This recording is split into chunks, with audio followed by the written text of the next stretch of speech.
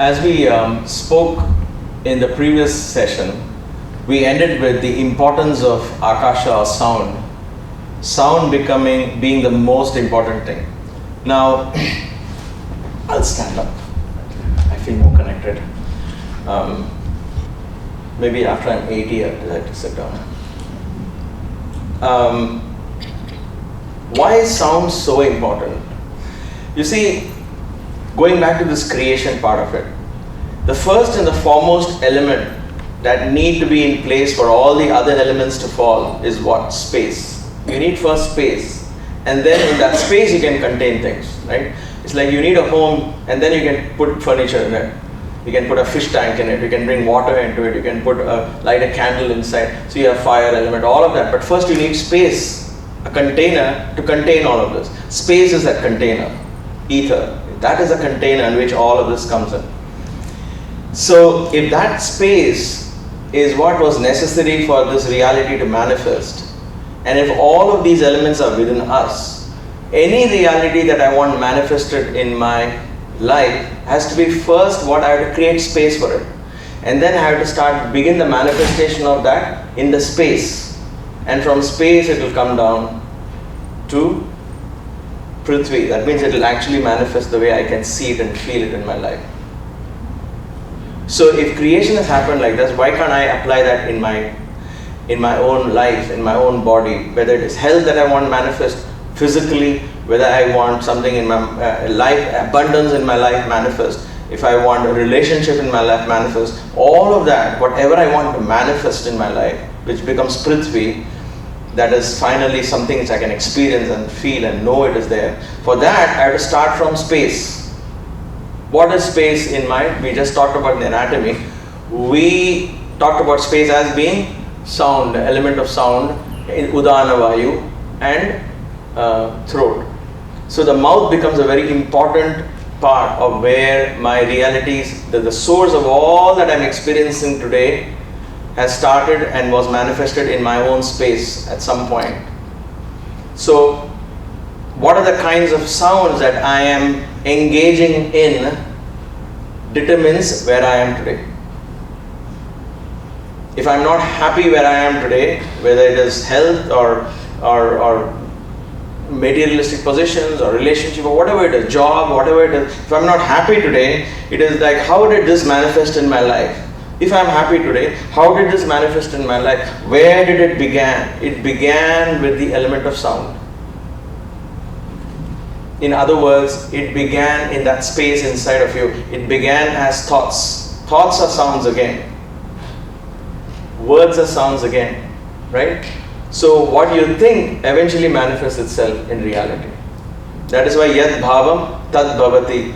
Brahmavid brahmaiva bhavat. You think of Brahman, you become Brahman. In other words, that is what it will take. If you think of something negative, for example, and you're constantly indulging in a negative thought, in other words, you're creating sound patterns which are negative in the form of words, and you're indulging in that. Guess what is going to happen? Slowly that affects your breath, Vayu, that increases your stress, Agni, and it will settle down in Prithvi as a malfunction or something that you didn't want. Which is why, and I'm going to touch this briefly because we're coming to the Japa, the positive part of it. And I don't mean to share this to scare you all, but I'm just putting it out there as a matter of fact, because the reality in our lives can be readjusted by merely changing the sound patterns that go on in my head, and the sound that emanates from my mouth, and the sound that goes into my ear. That's all it is. 3 places I have to work out. What is it? One is the sound that goes into my ear. What kind of sounds I listen to, what kind of words go into my ear. In other words, if I indulge in gossip, for example, you will say, I didn't say anything, I just kept quiet. She was the one who went on and on, or he was the one who went on, and you're just keeping quiet, listening. But guess what you're doing? You are allowing that person to throw garbage right through your ear into your space, and that space is slowly going to settle down. That is why you sit with somebody, and that person does some negative talk. Oh, this is bad, that is bad, my life is worse, this is that. You will say, oh, I'm so sorry to hear that. After a while, you will also feel so depressed because she has created a reality for you. He or she, I'm just saying she, he, doesn't matter. But the point is that person next to you creates that reality. because you are allowing that sound effect. That really is so important. That is why Baba would say that one of the most important things you got to avoid is gossip. Don't indulge in gossip, because it is not. So if A and B are talking about C, good or bad, they're talking about C. C doesn't hear it. C is not going to get affected by it at all. Guess who's getting affected? A and B. All that ill things they're talking about C is actually manifesting in A and B's lives, not in C's life.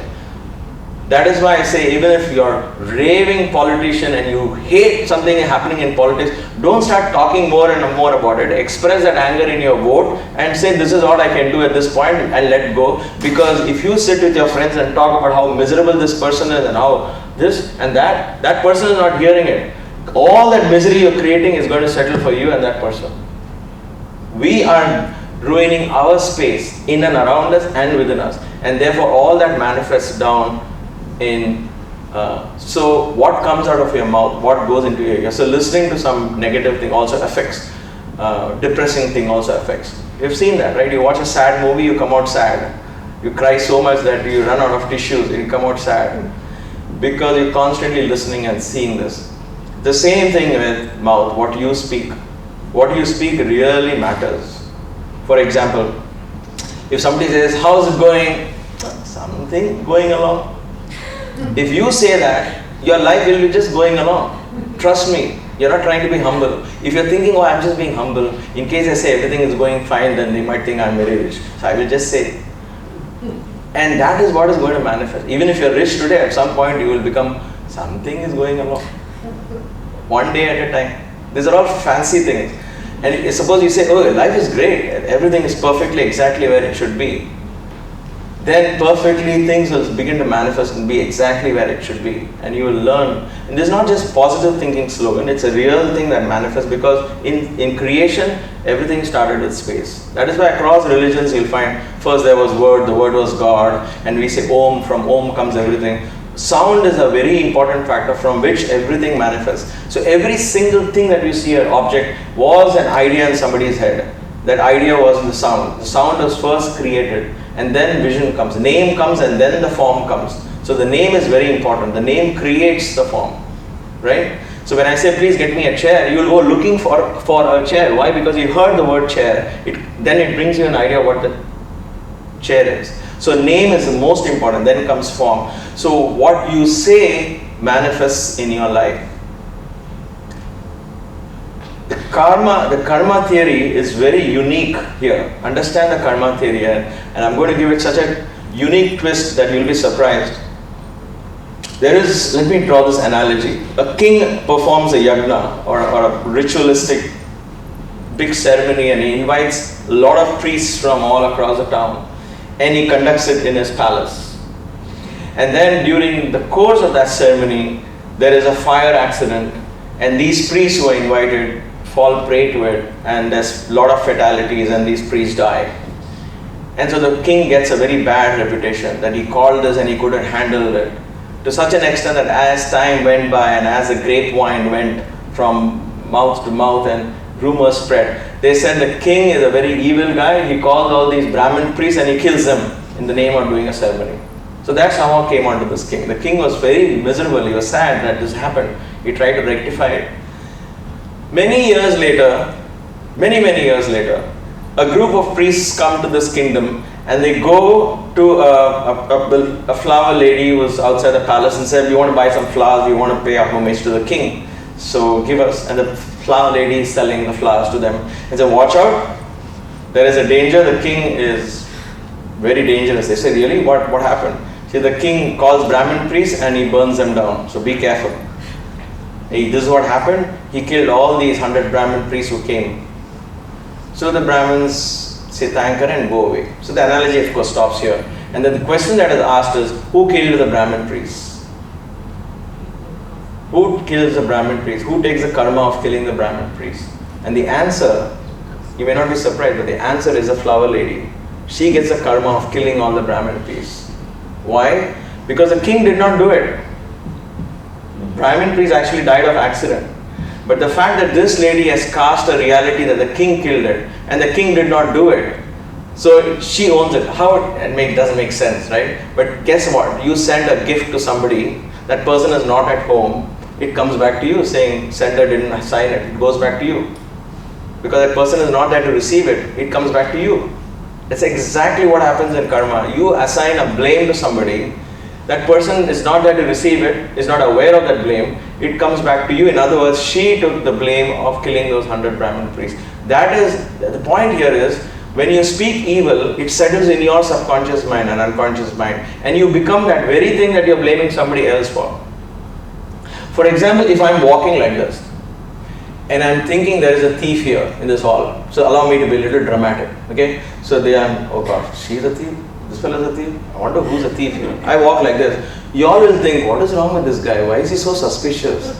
I am not the one who's suspicious, I'm thinking something is going on, and they think I am the thief walking around, because I behave now like a thief, I'm looking for the thief, I'm behaving like a thief, right? It's exactly what happens. The more you think, you become that. You may be thinking, I don't know, the world is evil, there's wars everywhere, all that is things happening. Guess what, the more you think of that, the more all that will happen in your life. If you create chaos in the way you describe things, chaos is going to be in your life. That is what happens. That is why what comes out of your mouth is what creates reality. So ask yourself, what is coming out of my mouth? And pay attention to sound. So there was a time in these ancient civilizations where word was the most important. They paid attention. That is why when they chanted a mantra, back in the days there were no gods. Like the Hindu religion is a far step down from where we were at one point. Sanatana Dharma is very different. I beg to differ with people, but I don't get into any debate. But Sanatana Dharma was timeless, eternal principle. There was no religion there. It was just pure spirituality. Everybody understood the symbolism of Shiva. Everybody understood the symbolism of Brahma. Everybody understood the symbolism of Vishnu and learned to tap into these energies. Vishnu, the words meant meaning. Shiva means auspiciousness. That's why they worship auspiciousness. Vishnu is all pervasive. They worshipped omnipresence. They tapped into that. How do I tap into being all pervasive? How do I tap into that omniscience and omnipresence? Brahma stands for creativity. They worship the creative energy. The words meant something. Words are all adjectives meaning something, right? And so there were energy principles that were pointed to us. But religion comes and creates gods, and then now we are trying to please some god sitting up there. And now we are afraid that God is going to get angry. Starting with Ganesha, for example, you go to an interview without praying to Ganesha, you're like, oh my God, I'm going to mess it up today, he's going to be angry. If you think gods are sitting up there to punish you for every single thing you did, then they are no different than a kindergarten teacher or a cop on the street, right? How different are they? These are energies, these are like radio stations, like I said yesterday. There are ways to tap into these energies, and these energies are waiting to serve you. Not you waiting to worship them, they are waiting to serve you. And so if you reverentially approach these energies and learn, why reverentially? Electricity. Why do you approach electricity reverentially? Because when I say reverentially, be careful, slow, be how you go. Why? Because you say, electricity, boom, you'll get a shock, right? Reverential. Somebody who doesn't know electricity will say, why are you foolishly bowing to that electric point? Well, he has not had a shock, so he doesn't know. Same thing with fire. You have to be reverential, because then you learn to harness the energy of that fire. You learn to harness the energy of water, harness the energy of earth, harness the energy of electricity, wind, and so on and so forth. So a reverential approach simply means follow a particular way to harness this energy. How do I harness this energy? So Ganesha is not sitting there waiting for you to worship him and please him, and definitely not to eat your all the sweet things that you offer, because he poor thing just sits there, you're the one who eats it, right? Even we do Nevedya quickly to Arati and take it back. Don't even give him a chance to put a strong in it. I'm just kidding. But the point is, these are not that kind of, the energy in those days were, Ganesha represents a symbol of the energy lying within you. Where does that energy lie? And we'll come to that in a bit. And how do you tap into that energy? And you experience that Ganesha within you. Awaken it. It's a real energy. It's a powerful energy for you to use, but you're not using. You're putting it, make it into idol, sit there, worship and move on.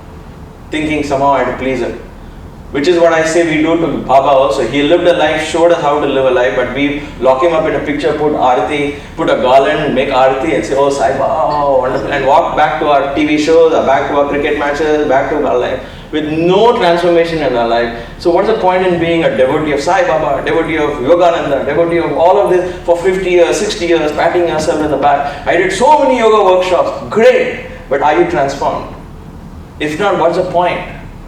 So we're not. The point is all that comes back to practice. And so in those days, they came down to sound as the key to cause all those changes. That's why we begin with Om, because Om brings your mind, state of mindfulness. It calms your mind. It brings so automatically just a sound alone causes impact. So having established that, hopefully, we understand that the power of sound is very, very important. What kind of sounds emanate. So take this in an open mind, what I'm going to share, because I'm going to throw a lot at you here. But the point here is that those days they said you only have to utter certain sounds to create. If you want abundance, you can create certain sound. How did they know this? They did all that research. Somebody has sat down and did all these researches. These are the same rishis, we call it rishis, but they were like scientists. So the same rishis were the ones who wrote to you about these planets. So I'll give them the benefit of doubt. They know what they're talking about. They are the ones who mastered the average lifespan those days were 120 years. That's why a horoscope that they draw at the time of somebody's birth is 120 years, is an average lifespan. Today is 60, 70, we say, okay, no problem, time up for him to go, God's will. But the point is, we have assumed, but we had a longer average span. So they know what they're talking about. And if they have given us sounds, not to please gods out there, but to tap into that energy and to use a form as an aid to reach to that energy. And I'll come to that form again, how that happened. It comes because of the sound. So there are seed or bija sounds in Sanskrit. We talk about Sanskrit because that is a language that has done a great amount of research on how sounds affect your psyche. That is the power of this language. Now, you don't have to believe in any religion, you don't have to believe in any god, but I earnestly ask you, if you want your gray matter to increase in your brain, if you want memory to come up, if you want to be sharp in your thinking, you want to awaken intuition, you learn Sanskrit and watch how your life changes in 2 years. It's amazing because you're dealing with sounds, you're drawing patterns on paper which are unique, which are not there in any other language. Combinations, letters which sound very foreign to you, but then those sounds, just the fact that you're working, even if you spend 15 minutes a day, 20 minutes a day, okay, today I'm going to learn 3-4 more letters in Sanskrit, write them and see, oh, this is how it sounds, this is how it's written. And then you're just focusing on that and let go. You will find that it's manifesting, because like I said yesterday, for those of you who are not here, bear with me if I sound like I'm repeating for those of you here. The chakras, you have 4 petals in Mooladhara, you have 6 petals in Swadhisthana, you have 10 petals in Manipuraka, you have 12 petals in Anahata, you have 16 petals in Vishuddha, 2 petals in Agnya. When I say petals, these are all, there are so many dimensions open for each one. There are 4 dimensions in Mooladhara, 4 dimensions that can open up reality.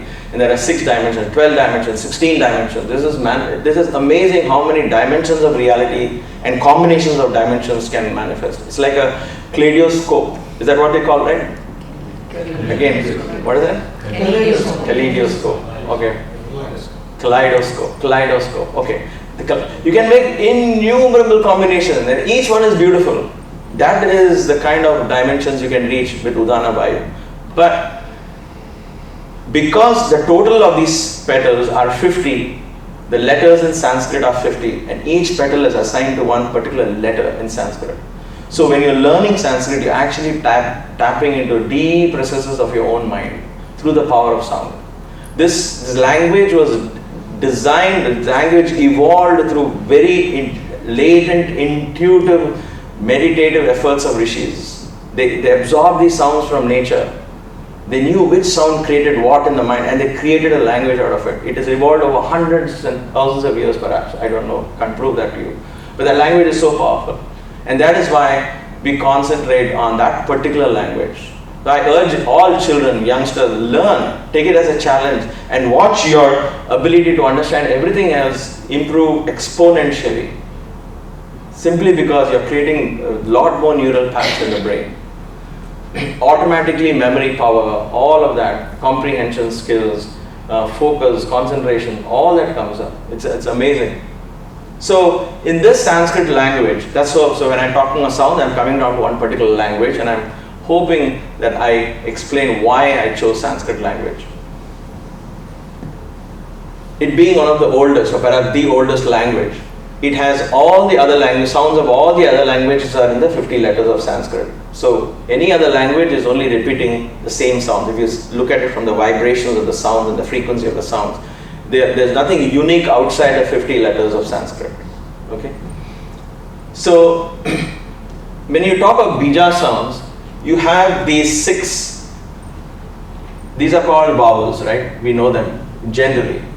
Sounds like vowels. I'm just talking of sound. I'm not teaching Sanskrit grammar or anything, so don't catch me here. But here the point is sounds that a, e, these are called life-giving sounds. They are the ones who put prana into the, for example, the word ka. Ka is k, k and a. So what gave life to k? A gave life. So these are called life-giving. There's energy here.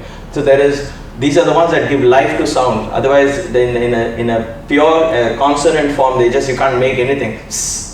What does this mean? Sa, si, su, ka, ki, ku, right? Ba, bi, bu. So that the meaning comes because these vowels come in. So when you come down to the basic seed forms, these are sounds: a, e, u, I, au, aha, namaha. Namaha, ha, aha, is that ha is also an important thing, that breath escapes. There's a powerful combination that happens when you do that. Namaha, au, I, u, I, a. A, I, u, I, au, a. Yes? What is om? Where does that match? So it is a combination of a, u, and ma. So ma becomes, so when you talk of bijaksharas, when you come to that a little bit, all of them end with im. So it ends with hram, hreem, om. So a and u and ending is m. So a, u becomes om. Om is a combination of akara, ukara and makara. So om, it becomes that. So, but if you break down om, you get a, u and ma. Ma is also with a again. So akara, ukara, makara. So all of the sounds get their life from these 6 life-giving sounds or vowels. For example, a, hram, I, hreem. We do this in Surya Namaskar. Om, hram, mitraya namaha. Om, hreem, ravaye namaha. Om, hroom, suryaya namaha. Om, hraim, banave namaha. Om, hraum, khagaya namaha. Om, hraha, pushne namaha. So, while mitraya namaha and rave namaha and all of these adjectives to the sun, this is an energy directly, these words directly link you to the energy of the sun. As an example, ha, how do I do this now? Okay, so there are 5, we talked about the 5 elements. Prithvi, water, Agni, air and space. So there are sound that is associated with these elements. We understood Vayu and all that. Let's come to sounds. So what is a sound that is associated with Prithvi element? Lam, Prithvi. That is a Mooladhara's Bija Akshara. The sound that taps you first in the Mooladhara. In the Prithvi is Lam. Then the second one is Vam. Then the third one is Ram. So even in Egypt you have Ra as a sun god, right? Ram, Ra. Ra becomes very important. So Va, La, Va, Ra. Then you have Yam. And then you have Hum. So now you take a combination. Why did they talk of sun? Why would they say, do the Surya Namaskar with these mantras? Hram, Mitraya Nama, Hrum, Hreem. So there are, what are the sounds here?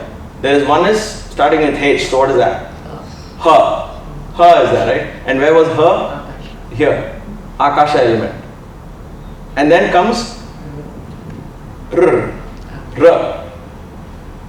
R is where? Agni element. So Agni we know is fire. But fire cannot last without space. You need Agni to grow. Sun expands in space. So you need space. So when you create that fire and you allow it to expand in space, it doesn't harm you. If it's too contained, what happens? It burns you. When it allows it to expand, it becomes powerful. Like the sun. You see the sun's rays expands where it is expand? In space. So the energy of sun is Hram, Hreem, Hroom.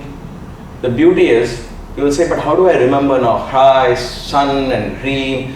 The beauty here is, they said don't have to remember all of this at all. They give you that.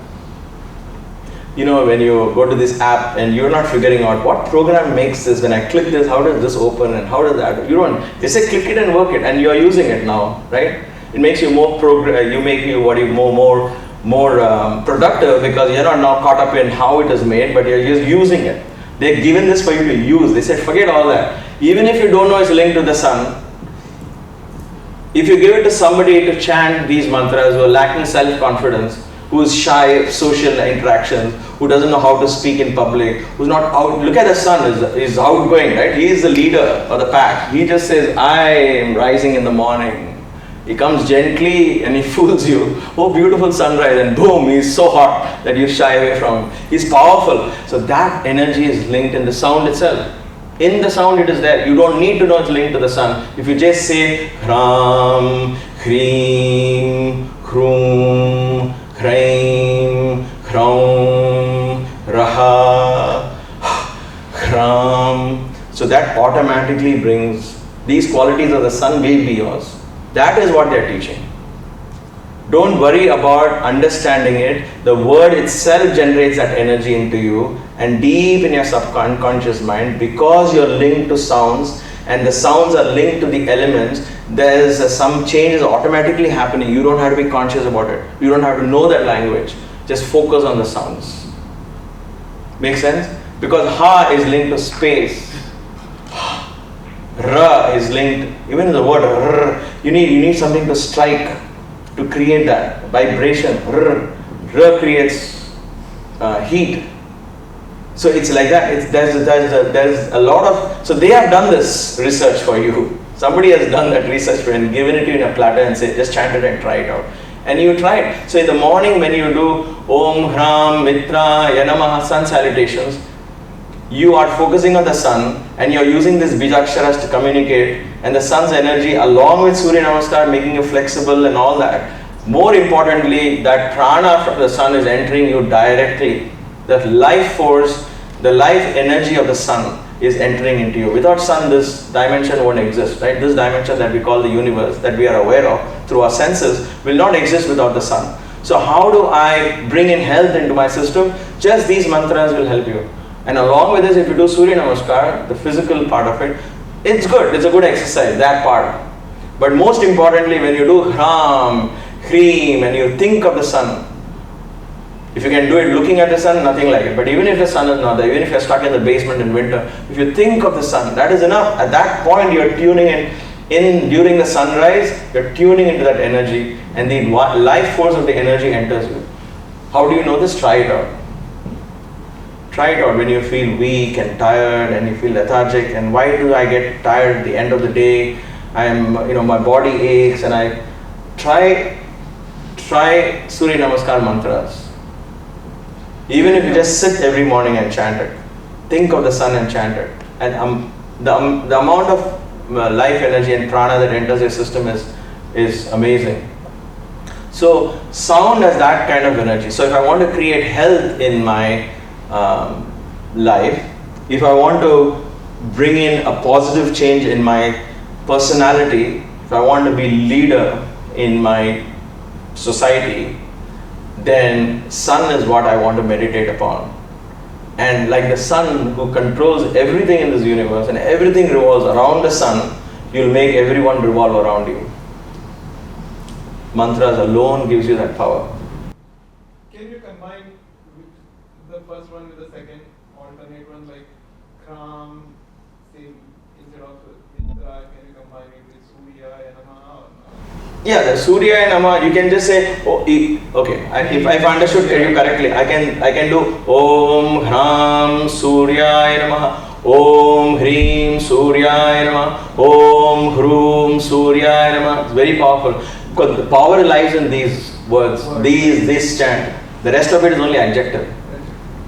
You can even do Om Hram, Om Hrim, Om Hrum. Om is, at this point in this chant, Om simply brings your mind to wait, okay, I'm going to chant the next sound, be mindful. It kind of prepares you and then you chant the sound. Because they are so valuable, you prepare yourself to chant the sound. So Om, mind is mindful. Hram, Om, Hrim. If there is a catch in this, the catch is every word is contained, self-contained.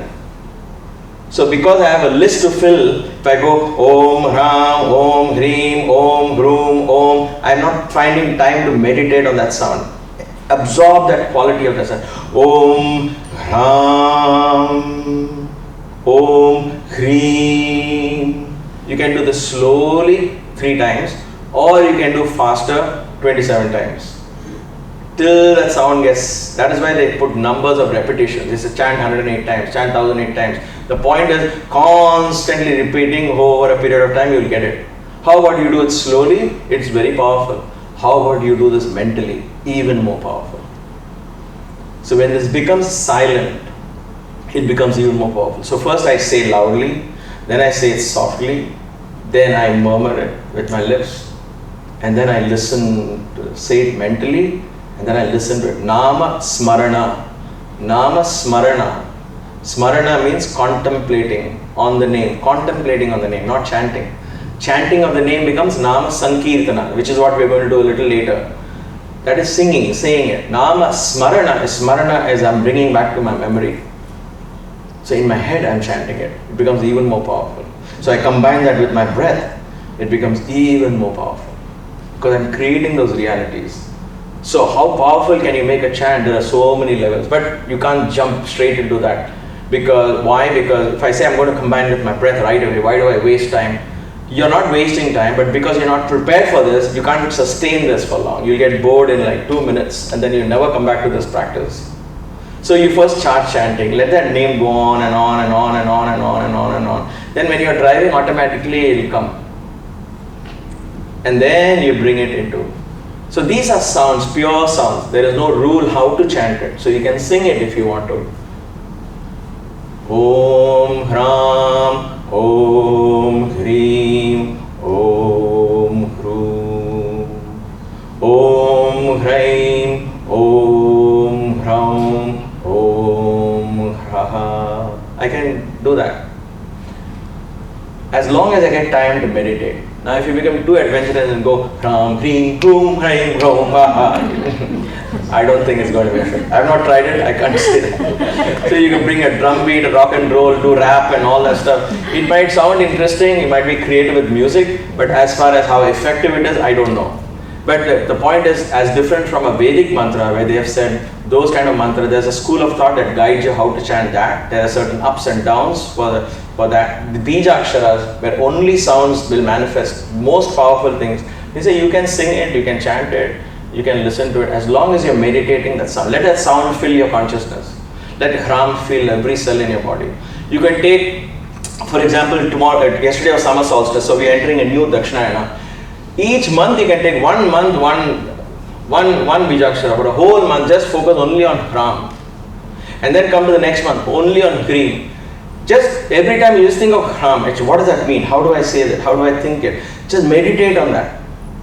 Talk to yourself about Hram. Om Hram, Om Hram. So let that go sink in here. Then go to Hrim. A new pattern. So form those neural paths clearly in your head. And then when you come 6 months later, you'll be able to join 2. So it takes years to manifest. So what happens here in Bijaksharas? You can see what I have next. Okay. So what happens in these Bijaksharas? How long should I practice? How much should I practice? When will I know if I'm attaining fruits of that? Bijaksharas are till that sound manifests in your life, practice. So in other words, when I invoke the energy of the sun will begin to manifest in my life. You will know it, you will feel it. You will feel the energy of sun in many ways because the sun is so powerful, it affects your health physically, mentally, spiritually, in all ways. Because Dhiyo Yona Prachodaya, this prayer for enlightenment is also approached to the sun only. Because sun is so powerful. So till it affects all of that, first of all, you'll be blessed with health. You get more motivated, you go more further. Then your psyche changes inside. You're blessed with abundance, confidence. I am the one to give. I don't want anything from anybody. I'm going to give. That energy comes from meditating on the sun.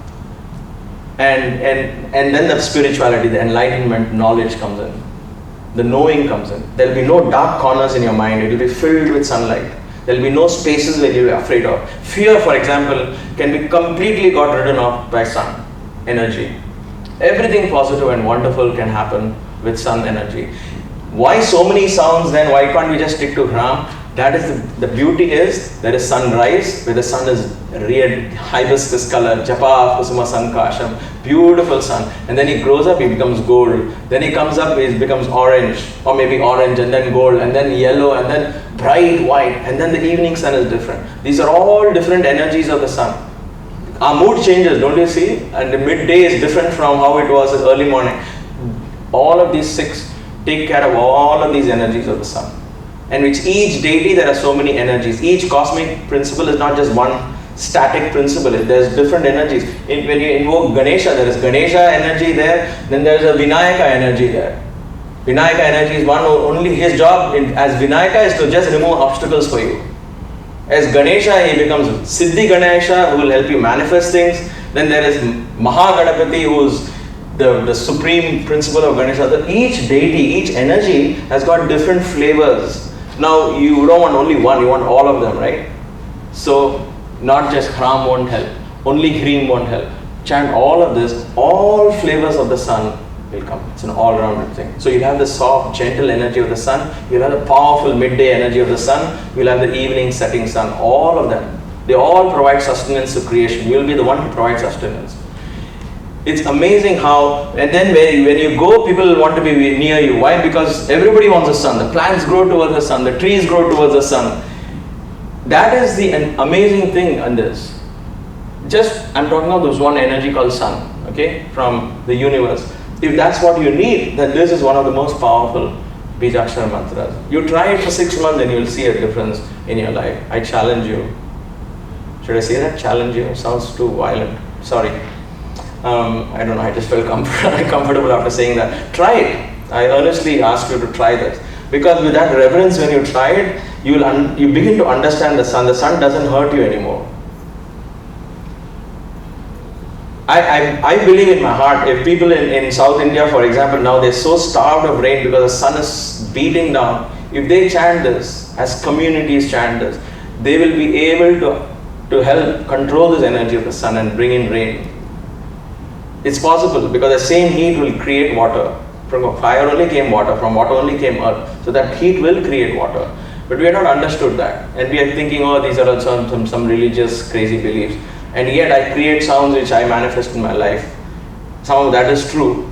If a child comes to you and says, I want ice cream, I want ice cream, I want ice cream. After a while you say, okay, I gave the ice cream to him, please let him shut up. So he's manifested it. There you go. If that can happen, why can't you manifest even greater things by simply repeating it again and again and again and again? That's number one. Number two, I want confidence, I want abundance, I want health. What's the problem in that? There is an I there, there's a wanting there. So the universe says, okay, keep wanting. Because that's what you're manifesting. I want health. Not I am healthy, I want health. So what I'm going to manifest? Always wanting health. That means I'm going to be sick. So that I'll keep wanting health. I want money, I want money, I want money. The universe says tathastu. Blessings. May you always want money.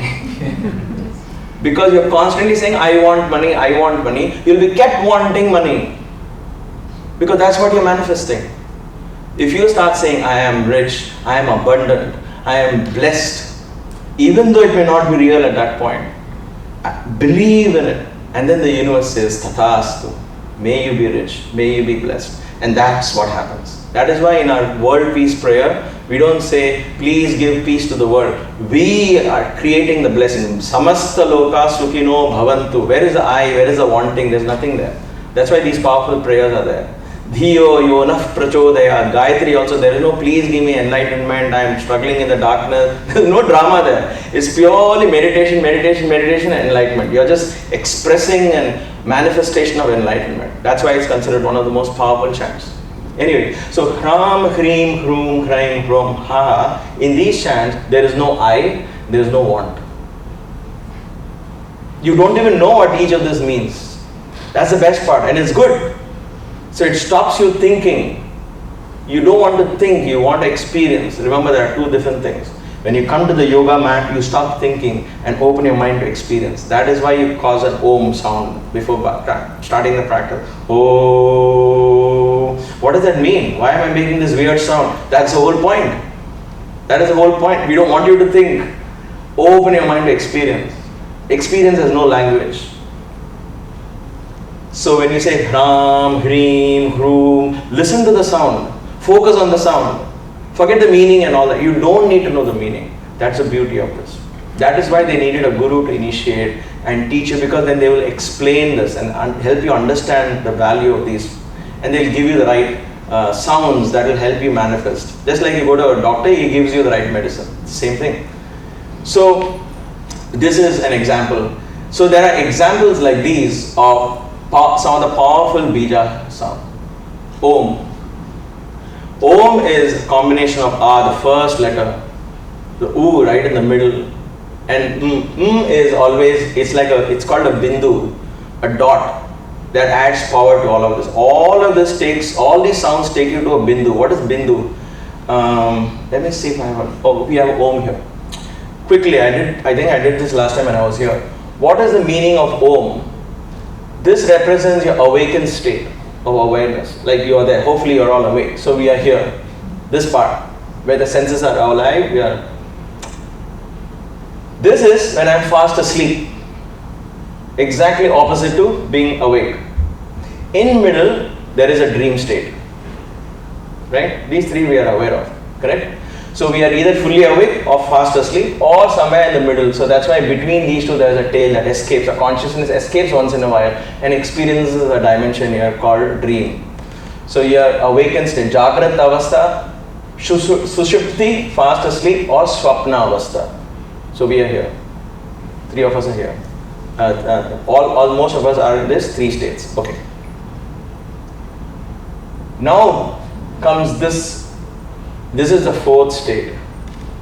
This is not connected to these three states. This is called the Turiya Avastha, the state of meditation. Like I said, when your breath stops, for a moment you get a chance to escape out of these three states. When you are learning to balance between staying fully awake and falling asleep, you get a chance to escape. Because this is only a leap. This is, see, body language here. It's not connected to any of this. These three are connected. You can easily slip in between these three. That's why it's so easy for us. For us to take here, you got to jump. That leap is a shift in consciousness. That shift is above the throat chakra. That's why you need Udana Vayu to open that. So this is where Turiya Avastha comes. This is above the 5 elements. So the Udana Vayu opens this and you're launched into that fourth state. And beyond the fourth stage lies the Bindu, a dot, where the self is. This is the Bindu. Anytime you put a dot, it becomes in Sanskrit. So Om, because of this Bindu, it comes there. Gam, there is a Bindu. Gam, about Ga, there is a Bindu. So that Bindu is important. This Bindu represents you. At the end of all the sounds is you, yourself. That's where it takes. Each sound takes you back to yourself, the bindu. So comes into every bijakshara. Right? This is why makara becomes important. Where does it go? Where is the sound going to finally? It finally goes to the bindu. Where is the bindu? Me, I am that bindu, that little dot, that little I, who's manifesting all of this. So Shankaracharya writes a beautiful poem. We chanted this early morning. He says, early morning when I get up, I sit here and I watch these three states. When he says early morning, it means anytime you wake up spiritually, then you realize where you are. And beyond here lies the self. That is the beauty. So Om represents that. So it's very, very powerful where I'm going beyond these three states to straight. It takes you straight from awareness. So I'm awake. Om.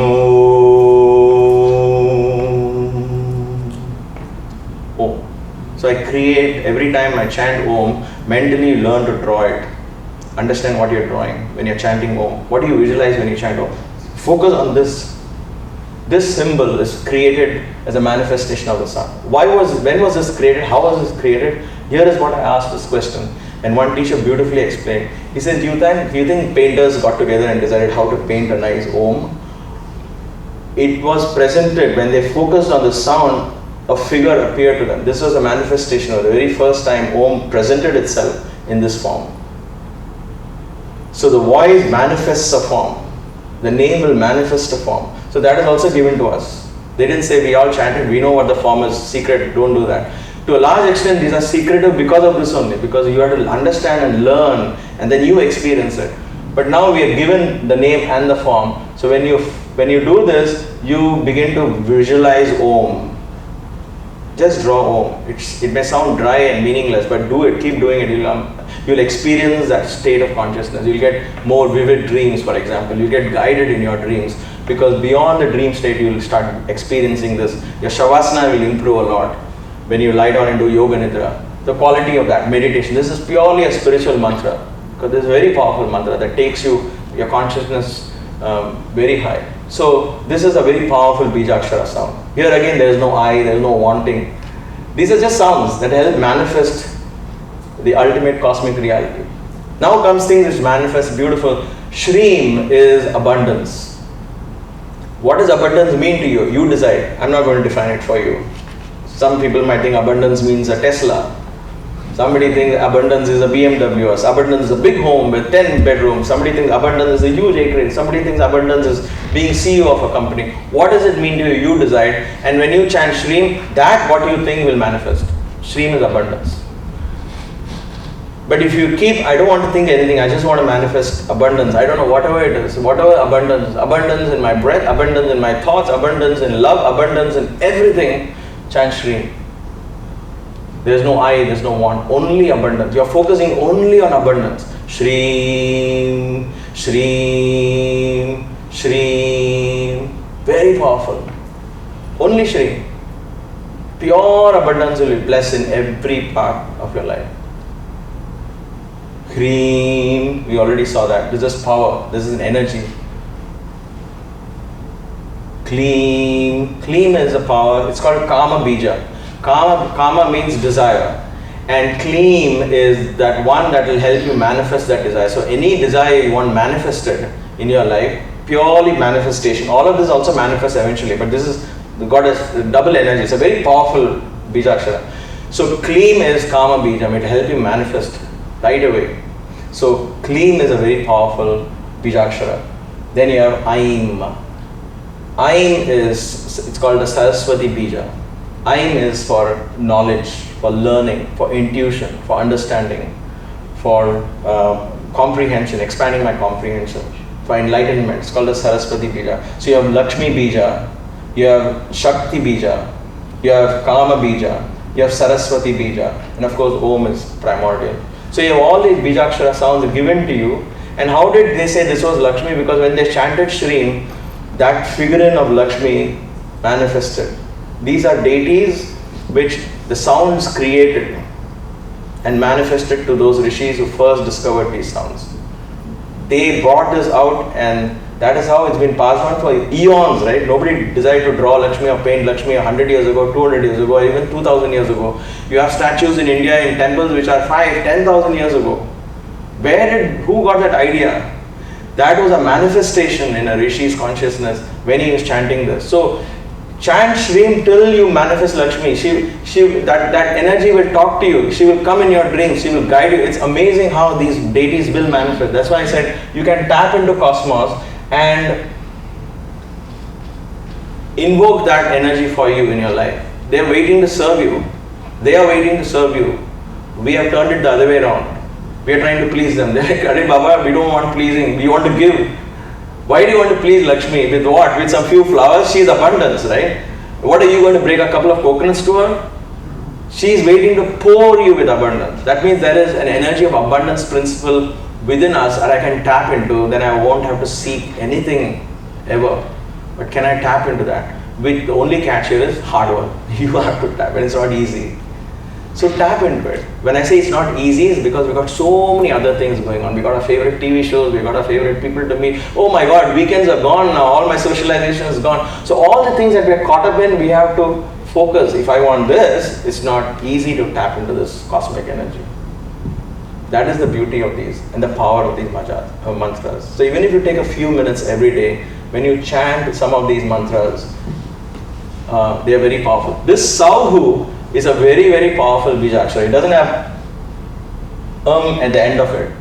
It is Shakti and Shiva. It's the meeting point of Shakti and Shiva. So finally, when the Kundalini meets Sahasrara, the sound that emanates is Sauhu. That's why Aim, Kleem, Sauhu, Sauhu, Kleem, Aim. So Sauhu is where Shakti meets Shiva. In other words, your energy meets the divine energy. That's the combination. So if you're seeking the highest form of mergence with the divine, connection with the divine, then Sauhu is your mantra. Any mantra that has Sauhu helps that. So I will show you a mantra and we chant together, where we are going to talk about that in a bit. How are we doing on time? Okay, we have time. Yes. Swaha. Yes. All the mantras also end in Swaha, right? Yes, but in that's not a Bijakshara mantra, it's more of an offering, like Namaha. Namaha is not a Bijakshara. It's Na, Maha, Nama. It's not about me, so I'm offering it to you. Na, No, Maha. It's not about it's Om Shivaya Namaha. It's for Shiva, not Namaha. It's not me. So that's the beauty of Namaha. Swaha is the same thing. Swaha, I'm offering it to you. Swaha, I'm taking the Swa from me and giving it to yourself. I'm offering this myself to you. So it's a more of an offering, it's a gesture of offering, it's more poetic rather than an energy in Namaha. You understand what I'm saying? So when you're doing the Surya mantra, like Om Gram Surya Namaha. Yeah, so the energy is in Gram. So Om Gram Surya Namaha. So Namaha is just a sense of offering. So I'm just meditating on Shiva, on the Surya, it's not about me. So that's the beauty of that. See, it's very difficult to translate these Sanskrit into English, because when you say not about me, you'll say, but I'm thinking about me there. But it is not like that. That's why it's not a right translation. But the word Namaha is that beauty is there. That you're saying Om Suryaya Namaha, nothing else but just Surya.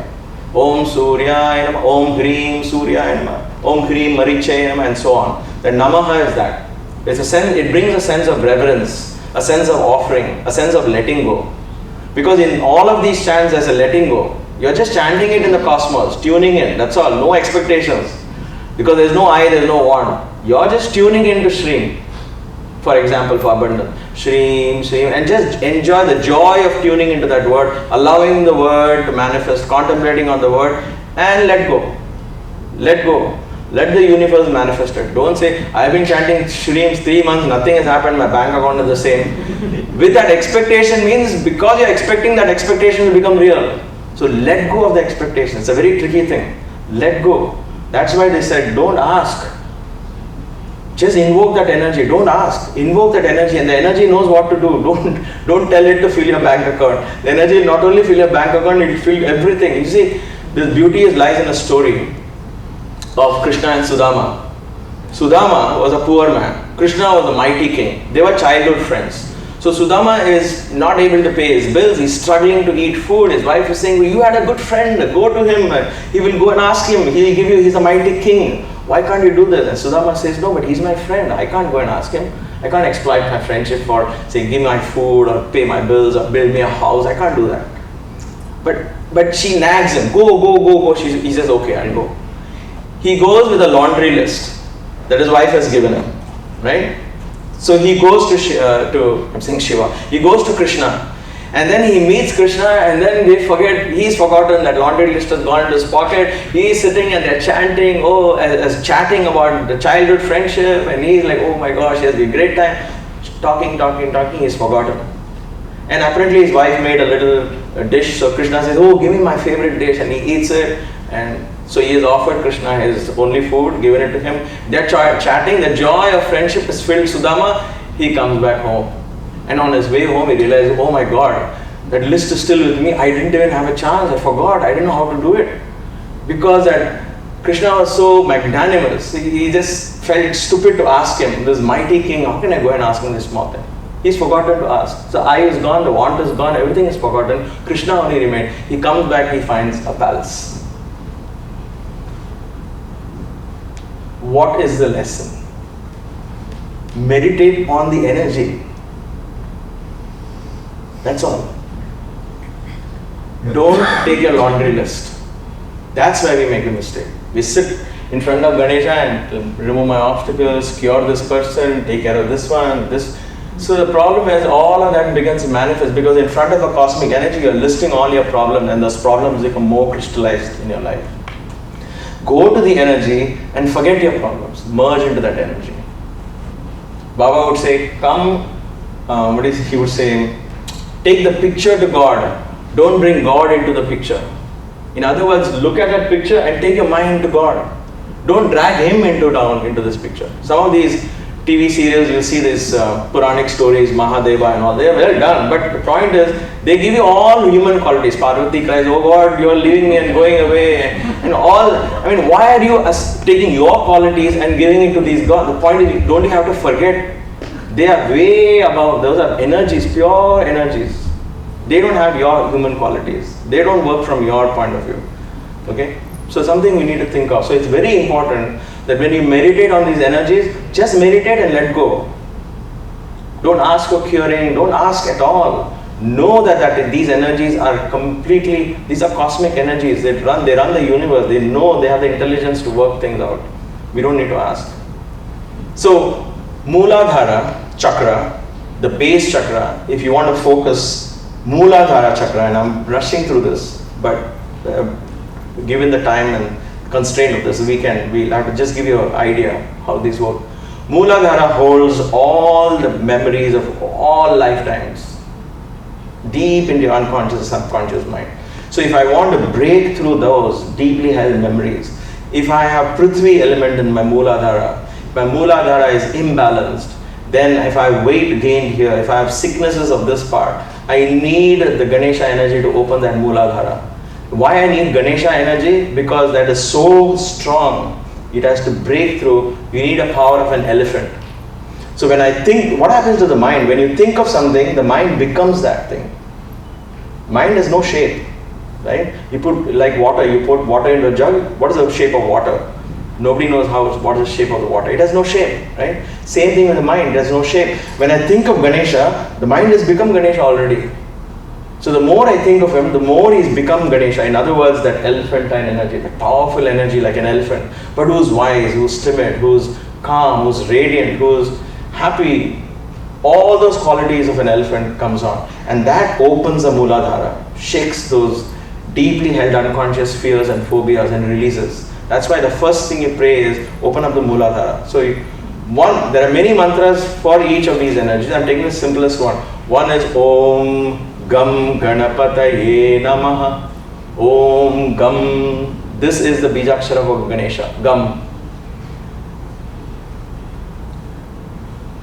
In Atharva Shisham Ganadim Purvam Ucharya Varnadim Sadanantaram Anuswarah Parataraha Ardeendu Lasitam Tarena Hriddam Etattava Manuswarupam Gakaro Purvarupam Akaro Madhyama Rupam Anuswarascha Antya Rupam. So Ga, A, Ma, this whole mantra is explained in that. How this mantra is created is explained there. Gam. For Ganapati, for one word that can encircle all his qualities is Gam. Chewing gum. Gam. Om Gam Ganapataye Namaha. Om Gam. Shall we chant together? Just 11 times. Just think of the energy of Ganesha. Om Gam Ganapataye Namaha. Om Gam Ganapataye Namaha. Om Gam Ganapataye Namaha. Om Gam Ganapataye Namaha. Om Gam Ganapataye Namaha. Om Gam Ganapataye Namaha. Om Gam Ganapataye Namaha. The beauty of these chants are, when we chant it, meditation is done alone, but when you chant like this, in a group chant, the energy becomes quadrupled or more, exponentially blows out of proportion. It becomes very powerful when you get together and chant. Because you are not only chanting, you are listening also. The sound comes in from here, and vibrations are created. There's that sound, it becomes very powerful when we chant along together. So something to keep in mind. Om Gam Ganapati Namaha is for the root chakra. Swadhisthana, the sacral chakra, is where it's about balancing the feminine and the masculine principle. Now this is related to planets and so on and so forth, but I don't have time to get into that. The point is Shiva and Shakti together. The balance of the masculine and feminine forces is what helps the sacral chakra. All the senses are controlled when you learn what is control of senses. Shukracharya is Venus and he controls senses, and that planet is for the Swadhisthana. So control of senses means what? Balancing the feminine and the masculine side in you. Balancing it. If you want to eat too much of the ice cream, it's a masculine side. If you're shy and timid, it's a feminine side. So it's all of that. You learn to balance it in your senses, through your senses. So Shiva and Shakti. So Krim Shiva and Shrim Shakti. Om Hrim Shiva Shrim Shakti. Om Hrim Shiva Shrim Shakti. Om Hrim Shiva Shrim Shakti. Om Hrim Shiva Shrim Shakti. Om Hrim Shiva Shrim Shakti. Om Hrim Shiva Shrim Shakti. Shakti represents the female principle in us, the moon side in us, the left side in us. Shiva represents the masculine principle in us, the sun side in us, the hot side in us, the right side of us. So left and right, the Ida and the Pingala, they both get balanced. So for health purposes, if the senses run amok and you're not able to focus or concentrate, or you're dealing with addiction issues, for example, then these are powerful mantras to bring balance between these two energies. Once that balance is established, all the rest will follow. So hidden within that, there are so many. Shrim also means abundance. All that is built into that. Krim is energy and powers. All of that is built into that. All you need is focus upon the balancing of these and just chant these mantras. Swadhisthana. And as we put on this videos, I'll put on the slides as well. So it's good for your reference. Then comes the Manipuraka chakra, the third chakra, the navel chakra. Is the deity here, the energy that we tap into is the energy of Murugan. So you have the son of Shiva and Shakti. Shiva is in Sahasrara. Devi Kundalini is here. Let's see. Okay, these are symbolic representations. So what is going to join them? You have the 6 chakras that join them. Sahasrara is not a chakra. So you have Mooladhara and all of these from here to here is chakra. Sahasrara is the experience, the ultimate experience. You can't reduce it to a chakra, right? So this is the ultimate experience. 6 chakras. So Shiva creates these 6 chakras so that our divinity can reach. So he creates a sun called Muruga. So this Puranic story is a symbolic representation of the deity with 6 chakras. Here again, the energy of this mantra cleanses the 6 chakras. If you can cleanse the 6 chakras through a lot of meditation, through hatha yoga, pranayama practice, hatha yogic practices and so on, or you could just chant this powerful mantra and automatically allow the sound vibrations to cleanse all the 6 chakras. Okay, so I will say it once and then we'll try and repeat it a few times. Om Shreem Hreem Kleem Aim Eem Nam Lam Sauh Sharavana Bhava Sharavana Bhava Sharavana Bhava. 6 chakras. So there is a so each of these bijaksharas has a seed form. Then there is a power inside the seed, and then there is a lock that opens the seed. Each of these mantras. So as an example, Om Shreem Hreem Kleem is a seed. What is inside the seed? Sharavana Bhava. The flowering of all the 6 chakras is inside. But how do you get to that? How do you release that energy from the seed? Aim, Eem, Nam, Lam, Sau. These sounds open that seed. Purely, it's all sound. Sound will help you get the seed. The sounds inside are the energies that will release the chakra, and there are sounds that can open the seed. So it's a very powerful meditation. If you want one mantra to take care of all the 6 chakras, if you had Kundalini experiences that were uncomfortable, you're not sometimes when you go into deep into yoga and meditation, you will have mood swings. Your mind will vary from extreme elation to extreme depression because of the amount of secretions that the brain secretes, and you'll miss it, that dopamine and serotonin, and so suddenly it stops, and then you'll feel so dry, and again the mood swings go up and down. If you want to balance all that, and you want all of that to happen gradually and beautifully, this mantra is very powerful, and I'm saying this only from experience. So this is symbolic. Understand that this was an energy that manifested when you chanted this. But more than the manifestation of a deity or a form, the resultant was the chakras open up. And when chakras open up, you begin to see things more clearly. You begin to enjoy life more fully, rather than with your already convoluted, preconditioned mind. We are looking at everything today with our preconditioned mind, almost everything, right? We stopped learning. When we were 2-year-old till 5 years to 7 years, we were unconditionally loving, unconditional, no judgment, absorbing everything like a sponge, like children do. But then we started growing up, we made up our mind. And then a few experiences reinforced that, and then we stuck to it. Okay? This helps you open that up again. Brings you flexibility in the body, because the chakras open up, prana begins to move, automatically yogasanas become easier, become very powerful. So there's so many layers of benefits by just simply meditating on these mantras. So let's chant this together. Om Shreem Hreem Kleem Aim Eem Nam Lam Sauh Sharavana Bhava.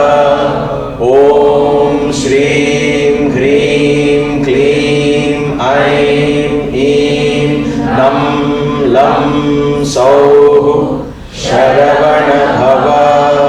Om Shreem Hreem Kleem Aim Eem Nam Lam Sauh Sharavana Bhava. Like I said, each word, each letter, each of these words is self-contained. So don't say Shreem waiting to jump to Hreem. Shreem, focus on Shreem alone. Om, you're focused. Shreem, you're focused. Hreem, you're focused. So do it very slowly initially, each word, and then let that pace build up naturally without you losing the focus on each sound. Each sound by itself is affecting different chakras. So it's a very powerful chant. That is for the Manipuraka, Samana Vayu, Commander-in-Chief. Here, if this is active, first of all you get vitality, health, all of that comes from here. So it's a very powerful mantra. Again, for confidence, self-confidence, power, energy, leadership qualities, this is a great mantra. Then you have the Anahata. Anahata is the Shiva. Like the sun is a center, around which everything revolves. The heart is where everything revolves around your heart, right? If your heart doesn't exist, you're not there anymore. So the heart, you can be brain dead, but your heart needs to be beating. Heart is more important, the most important part. Heart is where Shiva is. And here you have this only one and only universal chant, Om Namah Shivaya. So Namah Shivaya actually takes all the 5 elements. Each one is linked to an element. Namah Shivaya, Panchakshari mantra. That's why it's so powerful. All the 5, this is also affects all the 5 chakras, but then residing from the heart. So it brings in a tremendous expansion of the heart. The ability to love unconditionally, the ability to connect to people is brought by this one mantra. When we do bhajans and kirtans, we are going to do kirtans for each of the chakras, and you will understand how powerful that is. But Om Namah Shivaya therefore becomes a very powerful mantra. So let's chant it about 5 to 6 times. Again, focus on each word. Don't be in a rush to finish the chant and come back to the next. Because when you chant, when you repeat it, and Japa is repetition. So when you repeat it, your tendency will be to go faster and faster. Contain that tendency. Go slow. Stress on each word. Okay? Om Namah Shivaya. Om Namah Shivaya. Om Namah Shivaya. Om Namah Shivaya. Om Namah Shivaya. Om Namah Shivaya. A very powerful and a beautiful chant which works on your heart chakra. And then comes the Vishuddha, the throat chakra. This is the Guru chakra, where Guru resides. And for this, you have, you can chant any of the Guru mantra. There are so many of that. We chanted one in the morning.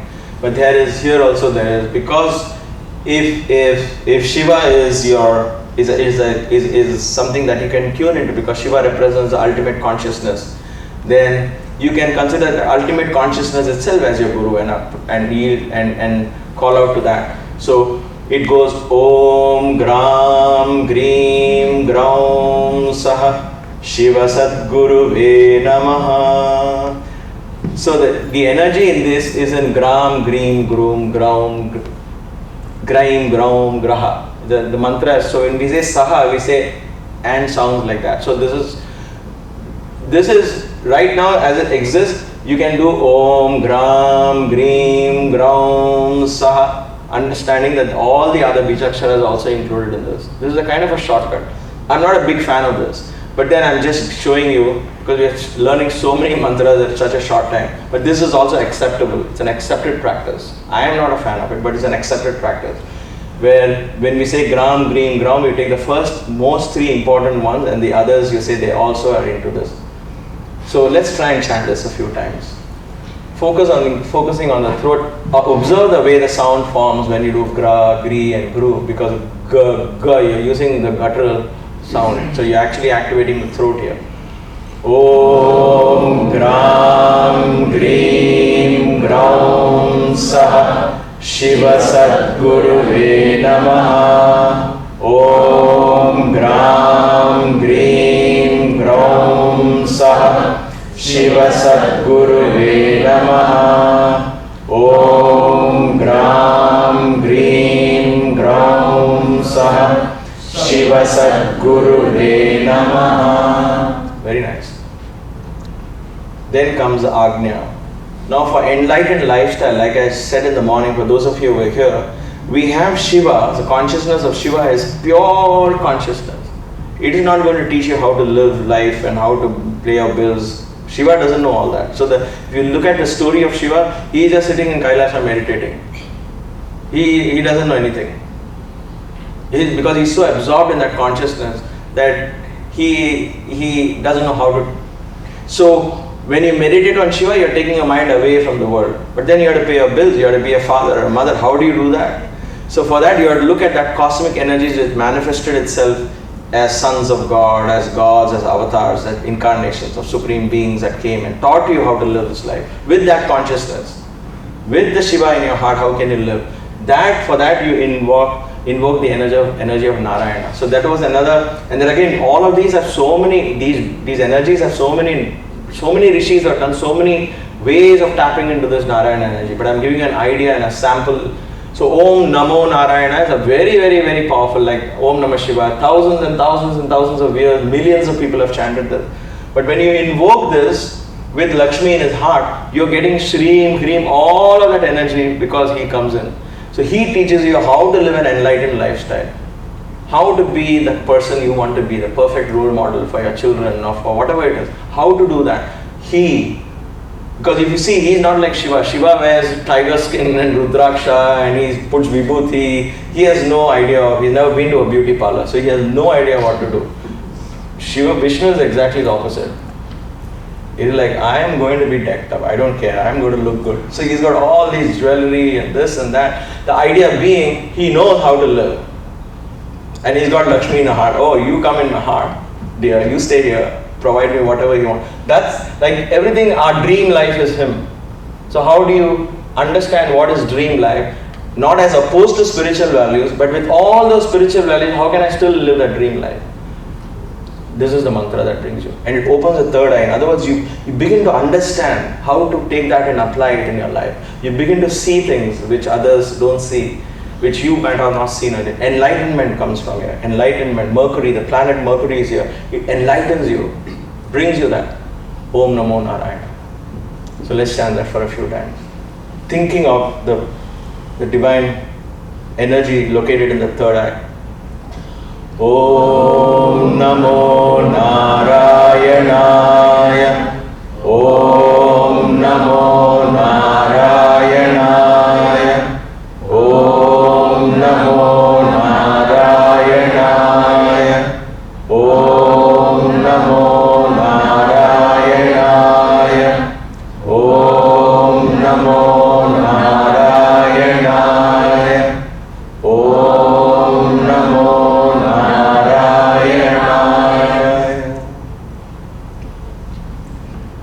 Because these are so easily available, don't undermine the energy of these mantras. Like Om Namah Shivaya, Om Namo Narayana. They are the most powerful. Just like the Anuloma Viloma Pranayama, the alternate nostril breathing, is the most powerful breathing exercise you could ever get. But because it's so common, they're like, I want something fancier. I want something more difficult. But that's not as powerful as this. Because some things are available doesn't mean they are less powerful. These are some of the most powerful. Because when you chant this, you are tapping into that energy in cosmos which has already stored the same chant from across so many generations. You are tapping into that dimension. So you're progressively much faster when you take these mantras which come down chanted by millions of people. So yes. Suggesting we chant these every day, maybe 5 to minutes every day, or you could chant that, yeah. You could chant that, or you can take for all the 6 chakras, you can just take the Murugan one I shared. You can do that. This is more of education of it's more of education at this point. I'm not going to suggest application at this point because that becomes more personal. So you figure out what chakra I want to work on. So like I said, if you're dealing with addiction issues or you're lazy or lethargic, you want to get rid of, then you work on that particular mantra. If you're working on indigestion issues and you're working on physical issues or lack of confidence, then you work which chakra represents what to you. So one has to get educated in that and then you practice those energies. But if you want overall general, yes, you can do 3 times each, 5 times each, 11 times. Times don't matter. Sometimes you just tune into this and you can get lost chanting Om Namo Narayana. It doesn't matter. So, but yes, it's a good idea because you are mentally going through each of the deities in each chakra. And then comes Sahasrara, where the Adi Shakti is finally, the moon represents the Devi, where the sun represents Shiva, the moon represents Devi. So Devi means what? This is again a symbolic representation. This energy that we have given feminine idea, but this is an energy that has, why we gave feminine? Because her breasts provides nourishment, like a mother. So she has breasts. Then this energy has the sugarcane. Sugarcane represents our mind and all the 5 senses. It has 5 stems. Then it has Pasha, Ankusha and a Pasha. That this is what goads you into things you don't like to do, and this ropes you and pulls you back from things you like to do. So gives you the balance between likes and dislikes. hatred and aversion and hatred. Oh wait, aversion and ragam is not likes. It's more of a craving. So raga is you're craving for something. She puts a rope and says, come back, not so far. This, oh no, I'm too afraid. I don't want to do it. I hate it. I don't like it. She goads you there. Go, do that. So this is a balance between raga and dvesha. And then you have, this is, she holds she holds a flower of all the senses. So you have panchakriya, panchendriyas and panchakarmendriyas and panchagnanendriyas. We talk a sense of touch, smell, taste and so on.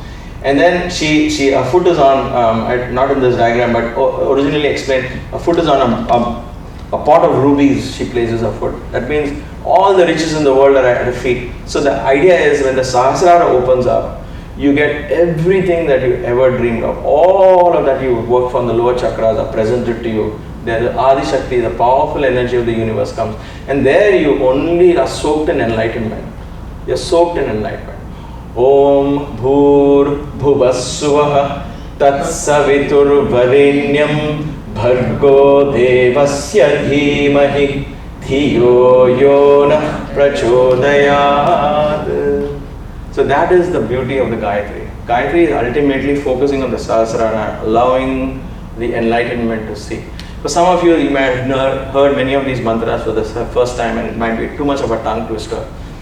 These are not the only ones. These are just samples of some of the powerful mantras for each chakra. But the bottom line is, the aim of this little interaction here, or presentation, was to show you that these sounds and these mantras are not necessarily just some blind religious beliefs and faith. It is purely an experiment with sounds.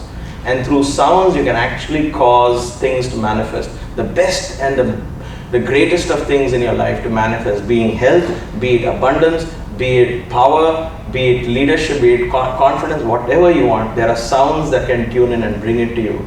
And all of these deities are manifest. So you can put all of this aside if you want, these deities aside, and just focus on the sounds and watch the magic happen. So that is where japa becomes yoga, a repetition, that becomes a yoga by itself. So asana practice is one thing, hatha yoga is there. But then japa can also become a yoga. Purely japa, purely chanting alone can bring in, but it needs so much purity in sound. Meaning that when I'm in japa yoga practice, and I'm saying, okay, next 6 months I'm going to practice japa yoga, next 3 months. Start with 2 weeks, next 2 weeks I'm going to practice japa yoga.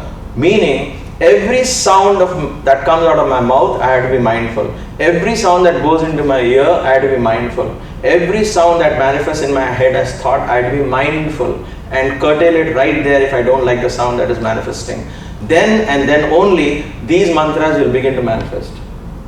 If I'm just chanting this, let's say, and then I indulge in gossip and I watch junk on TV and allow all the sounds to come, how will this ever manifest? You're killing it. It's like planting a beautiful rose plant and then throwing garbage over it the rest of the day and saying, what happened to that rose plant? I just put it right here. No use. So when japa yoga becomes tough, that's why. Then I have to watch what I speak, I have to watch what I listen. Oh gosh, that's too much for me. I'll stick to hatha yoga, which is what drew me to hatha yoga, because that's easy, just stretch and feel happy. Well, that was on the lighter side. But seriously, you become more mindful of the sounds that emanate from your mouth. You become very mindful of the sounds that enter in your ear. Because, like I say, I always tell this to people, you're so particular about who comes to your house, right? And kids are so particular about who comes to my room, when you should come to my room, oh, give me privacy, this, that. But into you offer all junks going all the time through your head, through your ears, through your nose, through your tongue. You allow all strangers to talk all ridiculous things through a television, and they come into your house and dumb stuff through your senses. You take all of that in and then you go to sleep. So how much ever good food you eat physically, but if all the other senses are going, especially if the sound level, forget the other senses. Take one at a time, and the most important thing is sound. If at the sound level I can stop and say, you know what, enough, I can't take the sound anymore, I'm going to walk away. Not because that sound is bad, I can't tune into it. You can't tune it, don't judge it. If there's hard metal music going on, I can't tune in. Not that that is bad, I can't tune into it. So I walk away from it. So learn to understand and appreciate sounds that you can help and tune into. It's helpful. And then practice Japa Yoga. Then Japam becomes very powerful. These mantras will manifest in your life. If not, examine the rest of the time. When you're not doing the Japa, examine what are the sounds that is disturbing this. That is why they went into seclusion. Why do you think yogis went to seclusion? Why do you think they ran away from the society? Not because they were cowards, but because at this point, for me to practice Japa, I need that time where I don't want to interact with anybody. I don't want any other sounds distracting me. I want to lose myself in the sound. Then the sound becomes manifest. So there is an element of time where you have to withdraw from your family, from your society, just a little bit, like your puja room, like your altar room. Withdraw yourself there, shut the door and say, this for the next 15 minutes, 20 minutes, I am going to be. Take that little vacation and become, and get into that conversation with the divine through these mantras. This is the conversation. Mantra is a conversation. And it is said that the deities begin to manifest. The more you chant these mantras, they begin to manifest. You stop it, they just wait till you read. So your Ganesha has to manifest for you. Your Sai has to manifest for you. How do you make it? Focus on the mantra that you tune into the energy and keep chanting until that energy is manifested. And when it manifests, continue, because that has to be kept alive. The deity's food is mantra. So the more you chant, that energy is alive. The moment you chant, that energy goes back to being dormant. That's all. It's dormant. It's all in us. It's dormant. Again awaken. So this is a continuous thing. Oh my gosh, then what happens to my favorite television shows? What happens to the fun in life? I'll tell you one thing. If you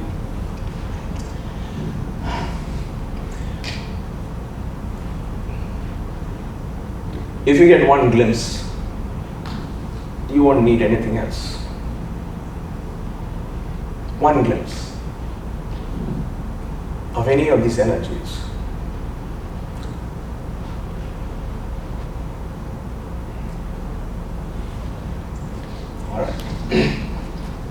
What about the 108 names that we chant about Sai Baba? So Great question.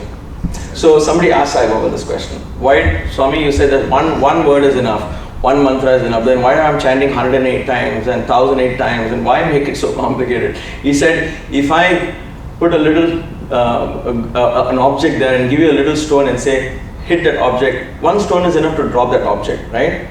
But will you get it the first time? You won't. Here, take 108 pebbles, keep trying. Hopefully one of them will click. Why are we chanting 108 names? Because in that 108 names, at least one of them I'll tune in. And then it comes down. Then I keep chanting. Another one helps me tune in.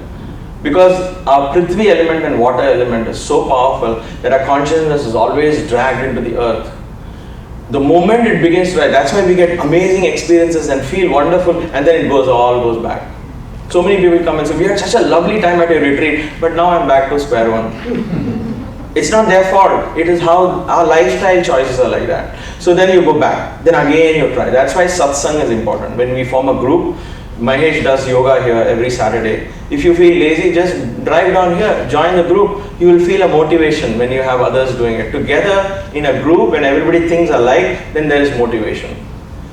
So that's why these centers are formed. I'm so grateful for Mahesh Velanki, for Dr. Rao and Mahesh Dantam Sethi and all of these people who got together and did this and are sacrificing so much of their valuable time in providing these places and opportunities where we can explore these, understand these, and hopefully practice them, right? So that's the idea. Get together and you'll get motivated to practice.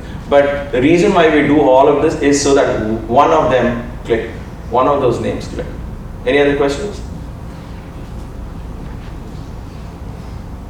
I hope this was meaningful and this was helpful in some form. Open your mind and think about these things. I'm not asking you to buy, I don't expect you to buy any of this or believe in any of this just because I am saying it. It's been my experience and it's amazing how when I combine this with my yoga practice, the practice becomes so amazingly beautiful.